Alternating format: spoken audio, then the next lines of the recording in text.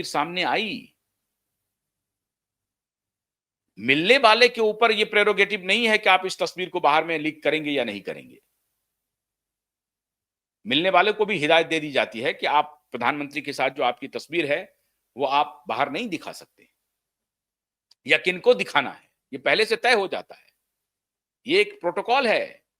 तो ये तस्वीर जब सार्वजनिक हुई तो सीधा संदेश गया माननीय देवेंद्र फडणवीस को, इधर उधर मत कीजिए।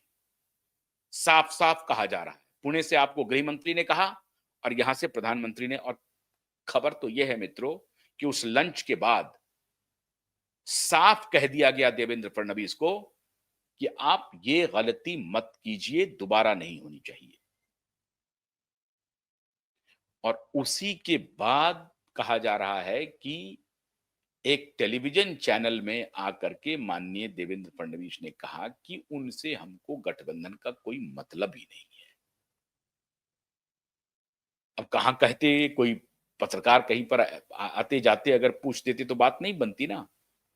तो ऐसे चैनल में चला जाए जिसको प्रधानमंत्री देखते हैं, सुनते हैं, समझते हैं या उनकी बात का कोई वैल्यू है, वो माने हुए भाजपा समर्थित पत्रकार भी हैं, तो उनके चैनल में जाकर के उन्होंने इंटरव्यू दिया और फिर उस इंटरव्यू में उन्होंने कैटेगोरिकली कहा कि उद्धव ठाकरे से अलायंस का कोई सवाल नहीं उठता है और हम क्यों लेंगे उनको, क्या जरूरत है। और प्रधानमंत्री और अमित शाह जी की तरफ से साफ साफ कहा गया कि जब एकनाथ शिंदे मजबूती के साथ आपके साथ खड़े हैं, आपके साथ वो मेंबर ऑफ पार्लियामेंट का सहयोग कर रहे हैं, 7 एमपी हैं उनके पास, और ये 7 एमपी आमने सामने की टक्कर में उद्धव को हरा करके पार्लियामेंट पहुंचे हैं। उद्धव को न सिर्फ उन्होंने धूल चटाया बल्कि मिट्टी में मिला दिया।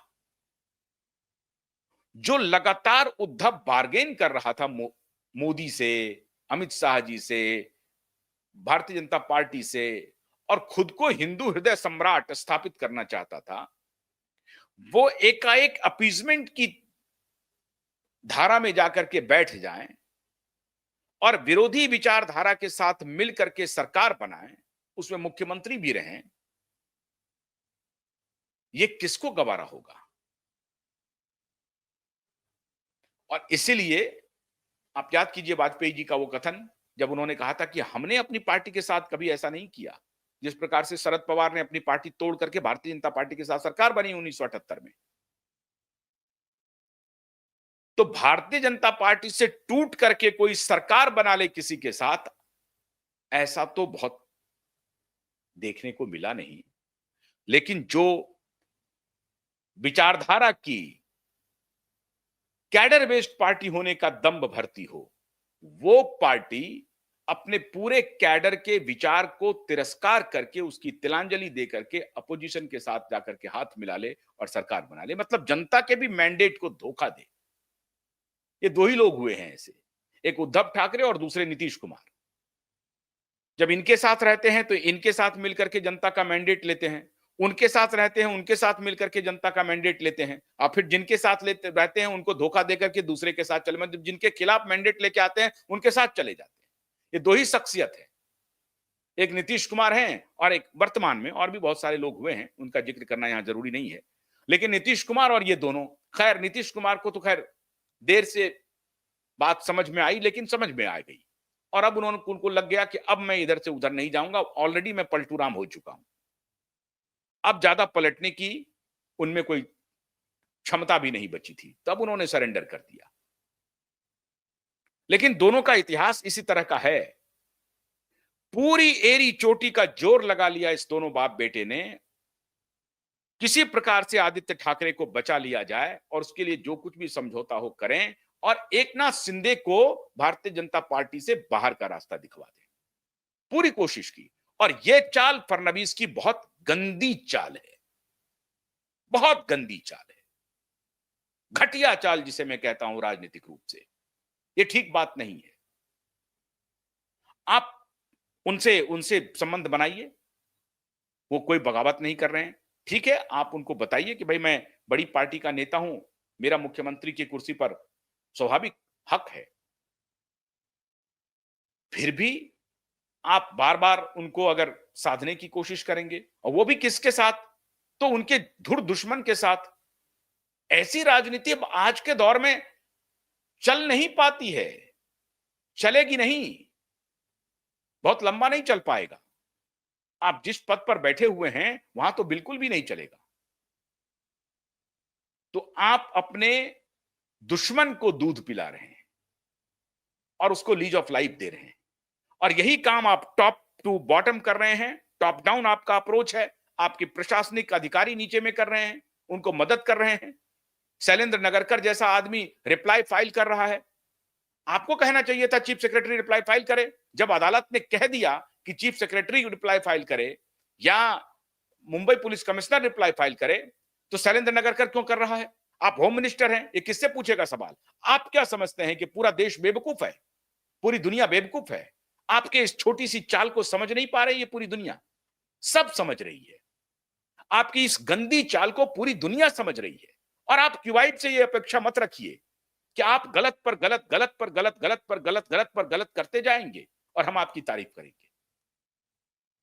आप जब अच्छा काम करते हैं, पूरा समर्थन करते हैं, भरपूर सराहना करते हैं।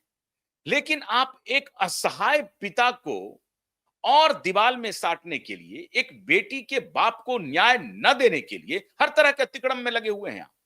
क्यों? क्योंकि कुछ भ्रष्ट पुलिस अधिकारी को आप बचाना चाहते हैं। एक भ्रष्ट तंत्र को आप बचाना चाहते हैं। आपको लगता है कि एक पेंडोरा बॉक्स खुल जाएगा और वो तो खुलेगा। आप अपनी पूरी ताकत लगा लीजिए। अगर आपने सदन में कहा था कि किनारे पर घर मत बसा लेना, समंदर हूं लौट के आऊंगा, तो मैं आपको कह रहा हूं, आप अपनी पूरी ताकत लगा लीजिए। दिशा सुशांत का केस तो खुलेगा और गुनहगार जेल जाएंगे। और यह बात प्रधानमंत्री के संज्ञान में है, गृह मंत्री के संज्ञान में है और प्रधानमंत्री के ऊपर पूरे देश को भरोसा है। मेरी जब भी मुलाकात प्रधानमंत्री से होगी व्यक्तिगत रूप से, मैं निश्चित रूप से इस पक्ष को उनके सामने रखूंगा। आप हल्के में मत लीजिए क्यूबाइब नेटवर्क को, मजबूती से इस पक्ष को उनके सामने रखूंगा और कहूंगा कि किस प्रकार से महाराष्ट्र सरकार वॉलीबॉल खेल रही है, बैडमिंटन खेल रही है, कॉर्क को इधर से उधर, उधर से इधर कर रही है। दिशा और सुशांत के केस में आप पारदर्शी नहीं हैं, पॉलिटिक्स कर रहे हैं, राजनीति कर रहे हैं और आप केंद्रीय नेतृत्व को भी गुमराह कर रहे हैं। ये कहूंगा, अब भी आपके पास वक्त है। इस मुद्दे पर कम से कम, इस मुद्दे पर मैं आपके साथ खड़ा नहीं हो सकता हूं। इस मुद्दे पर आप पारदर्शी जांच करवाइए। एक गरीब पिता की बात को सुनिए। आर्थिक रूप से बेहद परेशान है। उनको एक तो आपको आर्थिक मदद करनी चाहिए थी, उनको सिक्योरिटी देना चाहिए था। वकील साहब जो अपना सब कुछ दांव पे लगा करके लड़ाई लड़ रहे हैं, उनके लिए सिक्योरिटी का इंतजाम करना चाहिए था। आपने कुछ भी नहीं किया, कुछ भी नहीं किया। और आपको मैं बेहतर प्रशासक मान लूं। आपके नेता इस मुद्दे पर राजनीति करके पॉलिटिकल लाभ उठा ले रहे हैं। उनको डरा करके, उनको बाप बेटे को डरा करके सेटिंग गेटिंग कर रहे हैं, लेकिन न्याय नहीं दे रहे हैं। ये बात सबको समझ में आ रही है। देवेंद्र फडणवीस जी, आप हमसे 1-2 साल ही बड़े होंगे या हो सकता है समकक्ष ही होंगे। तो सार्वजनिक जीवन में आप राजनीति में आ गए तो आप बहुत चतुर सुजान हो गए, ऐसा नहीं है। इसलिए मैं आपसे यह आग्रह कर रहा हूं कि वो काम मत कीजिए जिससे आपके आला कमान भी नाराज हैं। और अब आपको आला कमान ने साफ-साफ चेतावनी दे दिया है।